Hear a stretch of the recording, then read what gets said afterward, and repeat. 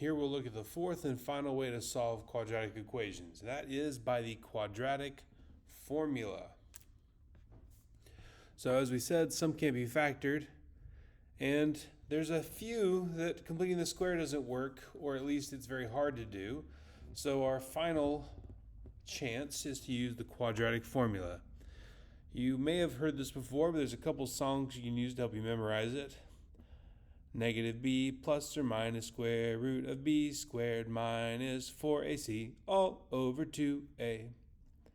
Or a slightly newer song I put it to is negative b plus or minus square root of b squared minus 4ac over 2a equals x. So whatever way you want to use, do it. It may seem clunky, but here's the cool thing.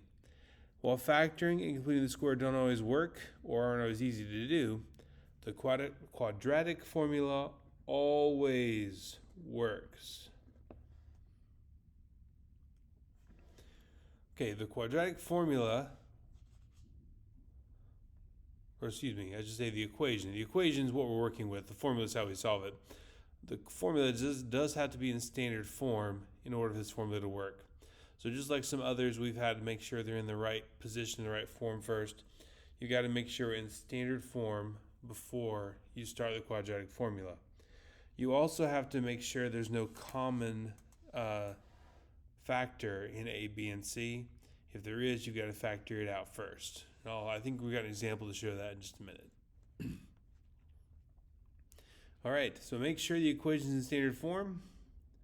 Plug the values of A, B, and C into the quadratic formula, and then make the magic happen. So my A is 1, because that understood 1 right there. My B is negative 12, because that minus counts as a negative. And my C is the 20. So A is 1, B is negative 12, C is 20. You don't have to write this, but I'm doing it just to make sure you see what goes where. So we start with negative b. So negative b plus or minus the square root of b squared minus 4 times a times c, all divided by 2a. Well, two negatives cancel out and make a positive, so that's a 12. You can type this all in your calculator, but I'm just going to show it step by step. So negative 12 squared is 144. 4 times 1 is 4, times 20 is 80. And on the bottom, we get 2. 144 minus 80 is 64.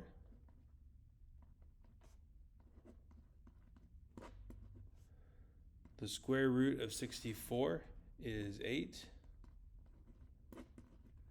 And when both terms, this is important, the word both, when both terms on top can be divided evenly by what's on the bottom, you should go ahead and do that. So 12 divided by 2 is 6. 8 divided by 2 is 4. So we get 6 plus or minus 4. 6 plus 4 is 10. 6 minus 4 is 2. So our two possible solutions are 10 and 2.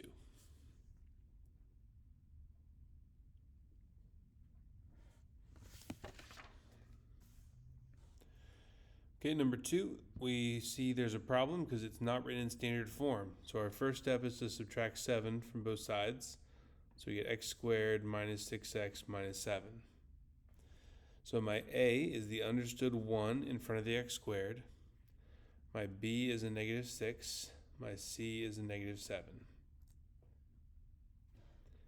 So I get negative b, so negative negative 6, plus or minus the square root of b squared minus 4ac all over 2a. So negative b plus or minus the square root of b squared minus 4ac all over 2a. The two negatives here cancel out, becoming a positive. Negative 6 squared is positive 36. Negative 4 times 1 is negative 4. Negative 4 times negative 7 is positive 28.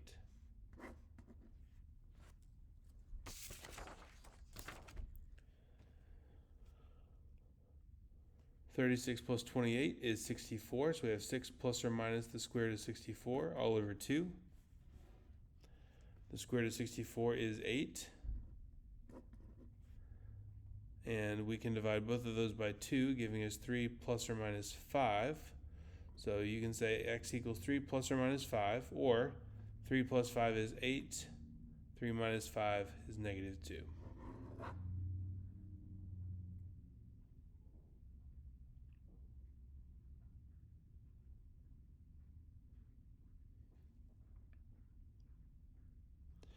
Okay, 3. Same issue, we need it to be in standard form, so we need to add 2 to both sides, giving us negative 3x squared plus 5x plus 2. Now, this is not technically in standard form, because if I remember right, standard form, the a has to be positive. That won't affect your answer, though, as far as the quadratic formula. So if you want to multiply everything by negative 1 to change this sign, you can. But you can still get the correct answer doing it this way. So that'll work out whether or not you make this positive. So negative b gives me negative 5 plus or minus the square root of b squared minus 4ac. So my a is negative 3, my c is 2, my b is 5. All over 2a.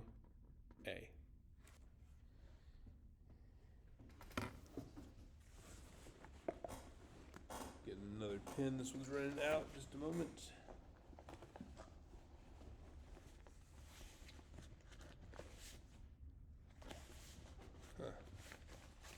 Oh, found it. Good. Okay.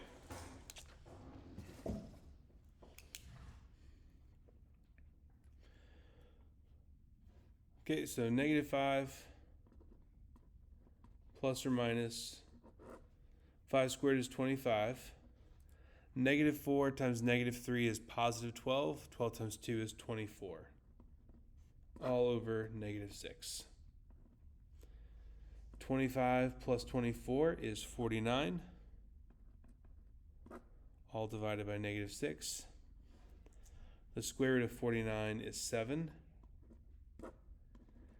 And you can work all this out if you want to. It actually comes out to be whole numbers, but you can leave the answer this way if you want to. But if you work it, negative 5 plus 7 is 2, or actually 1 becomes a whole number, I should say. Negative 5 plus 7 is 2. 2 over negative 6 is negative 1/3. Negative 5 minus 7 is negative 12. Negative 12 over negative 6 is positive 2.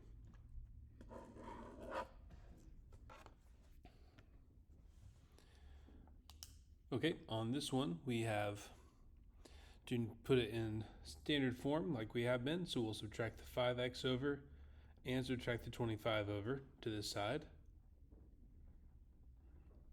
10x squared minus 5x minus 25 equals 0. And we need to face the fact that we have a common factor in all three of these. So we can't, or the quadratic formula would actually give us an incorrect answer if we plug this in for a, b, and c. Because we have to make sure anything that all three numbers have in common, we get rid of. All three of these can be divided by 5, so we're going to divide everything on both sides by 5. So that becomes 2x squared. This cancels out, just becoming a 1x. 25 over 5 is 5. And 0 divided by 5 is also 5. Now, in this form, we can find the correct answer, where our a is 2, our b is the negative 1, our c is negative 5.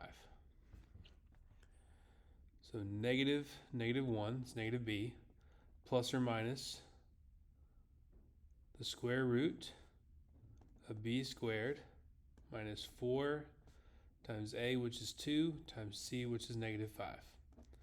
all divided by 2 times 2. So the two negatives cancel out, giving us a positive 1. Negative 1 squared is 1. Negative 4 times 2 is negative 8. Negative 8 times negative 5 is positive 40. We put it all over 4 because 2 times 2 is 4.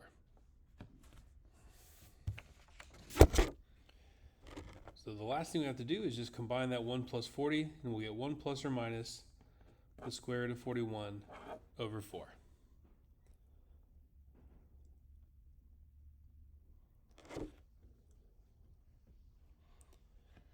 Okay, last one,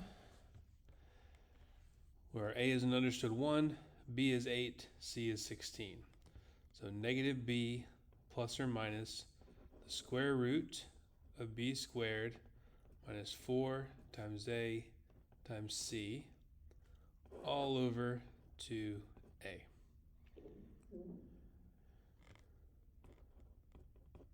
Eight squared is 64. 4 times 1 is 4. 4 times 16 is 64. So this is actually something different that shows up on this one. 64 minus 64 is 0. So we have negative 8 plus or minus the square root of 0 over 2.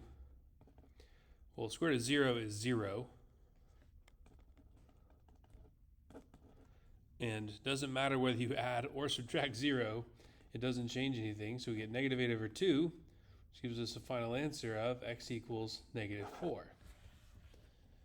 So this is unique just to our examples in the sense that all the others we got 2 answers, whereas in this one we got 1 answer. So that's where this final piece of info comes in handy. It is possible to get 0, 1, or 2 answers. And just to let you know, the way you get 0 answers, there will be times where what's inside the radical will actually be negative. And since we can't take the square root of a negative number, we'd end up with 0 solutions or no solution. You can also end up with 1 answer. That happens with what we see here.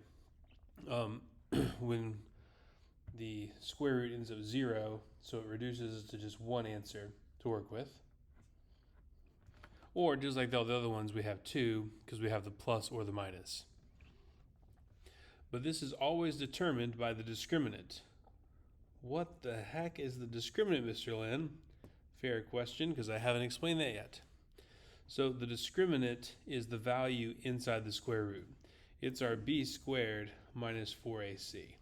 That's the discriminant. So the square root isn't part of the discriminant, just what's inside the square root. If what's inside the square root is 0, just like we saw in number 5, then you'll get 1 solution. If what's inside the square root is negative, you'll get no solution or 0 solutions.